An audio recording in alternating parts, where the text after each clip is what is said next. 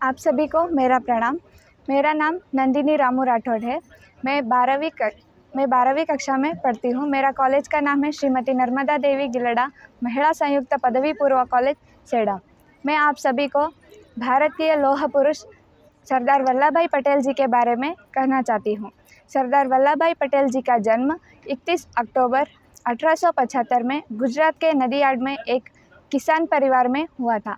इनके पिता झवेरभाई पटेल, इन्होंने झांसी की रानी के सैन्य में एक सदस्य बन के थे। उनकी माता लाडबा देवी वह एक आध्यात्मिक महिला थे। उनके माता पिता के चौथे संतान होके सरदार वल्लभ भाई पटेल जी ने थे। बाद में इनकी 16 साल की उम्र में इनकी विवाह झावेरबा से हुई। इनके परिवार ने इनको पढ़ने के लिए बहुत प्रोत्साहन देते थे। इन्होंने 1897 में मैट्रिक की परीक्षा में उत्तीर्ण की और 1900 में इन्होंने जिला कलेक्टर की परीक्षा में उत्तीर्ण होकर वकालत की पढ़ाई की अनुमति ली।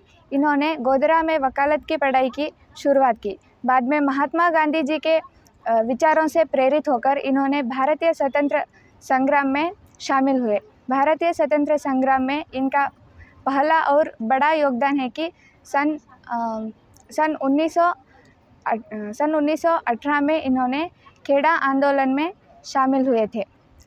इनको महात्मा गांधी जी ने लौह पुरुष की उपाधि दी। सरदार वल्लभ भाई पटेल जी ने भारतीय पहला गृह मंत्री और उप प्रधानमंत्री थे। बाद में इन्होंने सन 1928 में बारदोली सत्याग्रह के किसान आंदोलन में इन्हें शामिल हुए थे। यह सत्याग्रह में इन्होंने सफलता होने के बाद वहाँ की महिलाओं ने इनको सरदार की उपाधि दी थी। सरदार वल्लभ भाई पटेल जी ने भारत की एकता के लिए बहुत बड़ा भूमिका निभाए है। इसीलिए उनके जन्मदिन को राष्ट्रीय एकता दिवस के रूप में मनाई जाती है। स्वतंत्रता प्राप्त होने के बाद सरदार वल्लभ भाई पटेल जी ने भारतीय रसियतों को एकीकरण करके राष्ट्रीय एकता के लिए काम किए हैं। और सरदार वल्लभ भाई पटेल जी का निधन 15 दिसंबर 1950 को मुंबई में हो गई। इनके मरणांतर के बाद इनको भारत रत्न पुरस्कार देके सम्मानित किया गया था। धन्यवाद।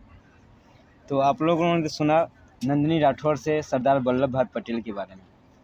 मैं बता दूं कि सरदार वल्लभ भाई पटेल एक ऐसे स्वतंत्रता सेनानी थे, एक व्यक्ति जो समान परिवार से आ रहा हो और वह लौह पुरुष बन रहा हो।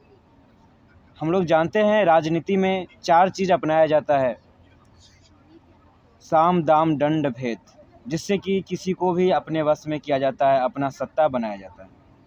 लेकिन सरदार वल्लभ भाई पटेल वो इस देश को एक अखंड भारत की स्वप्न को देखते हुए उन्होंने साम दाम दंड भेद, जैसा अभी नंदिनी ने बताया कि अनेकों रियासतों को एक साथ जोड़ने में अहम भूमिका निभाए थे।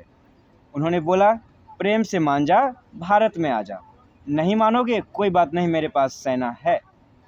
तो सब तरीके से उन्होंने साथ दिया। और बहुत बहुत धन्यवाद नंदिनी कि आपने इनके बारे में बहुत कुछ बताया। और आप लोग को जानना चाहिए कि ये कोई व्यक्ति है जो सामान्य परिवार से आता है, वो उस तरह से जब पहुंच सकता है तो जो हम लोग हैं वो कहां तक जा सकते हैं, देश को बनाने में कितना अहम भूमिका निभा सकते हैं। जब उन्होंने इतना कर दिया, जिस समय कि पूरा हमारा भारत एक कहे तो बिल्कुल हीन था, किसी भी चीज़ प्रकार से उसको सहायता नहीं मिल रहा था, उस समय लोग खाने के लिए सोच रहे थे, उस समय कोई व्यक्ति लौह पुरुष बन रहा है, हर जगह जा कर के अपनी विचारों से लोगों को प्रेरित कर रहा है, देशवासियों को स्वतंत्रता के लिए पूरी तरह से तैयार कर रहे हैं। कैसे हो सकते हैं?